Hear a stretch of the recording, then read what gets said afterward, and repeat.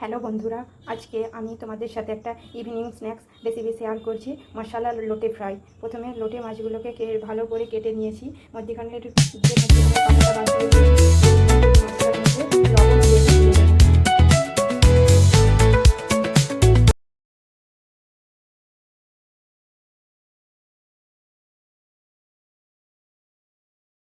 লেবুর রস দিয়ে দিচ্ছি।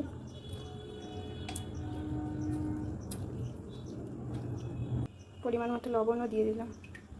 ভালো করে মাখিয়ে নেব হাতে দিয়ে।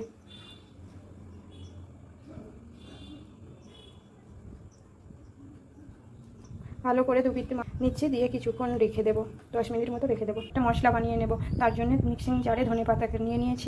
এখানে আদা, রসুন, পেঁয়াজ, লঙ্কার কিছুটা পরিমাণ নিয়ে নিয়েছি, সেটাও মিক্সিং জারে দিয়ে একটা মিহি পেস্ট তৈরি করে নেব।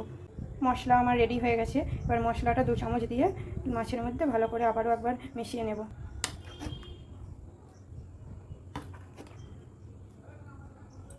হাত দিয়ে আমি ভালো করে মিশিয়ে নেব। ভালোভাবে আমি দুদিকটা মশলা মাখিয়ে নিয়েছি। এবার 5 মিনিট পর ভেজে নেব। গ্যাস জ্বালিয়ে কড়াই বসিয়ে দিয়েছি। এবার তেল দিয়ে গরম করতে দেব।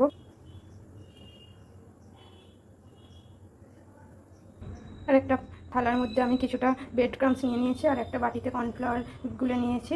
এবার একটা একটা করে মাছ তুলে ব্রেড ক্রাম্বসে দিয়ে করে কোটিং করে নিয়েছি। আবার কর্নফ্লাওয়ারে ডুবে আরও একবার কোট করে নেব।